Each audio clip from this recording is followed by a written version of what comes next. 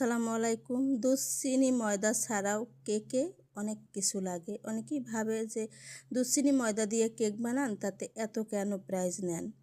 এই যে আপনারা দেখেন, এইখানে আমি 13,000 টাকার প্রোডাক্ট আনছি। সাথে ক্রিম ছিল, ক্রিম আমি আগেই ফ্রিজে রাখছি, কারণ ওটা ফ্রিজিং করতে হয়।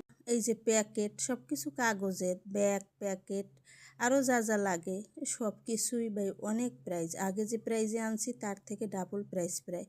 কিচ্ছু করার নাই, ভালো প্রোডাক্ট দিয়ে কাজ করতে হইলে একটু বেশি দামের মালই কিনতে হয়, আর কিনতে গেলে তখন বোঝা যায় এখানে কত টাকার মাল।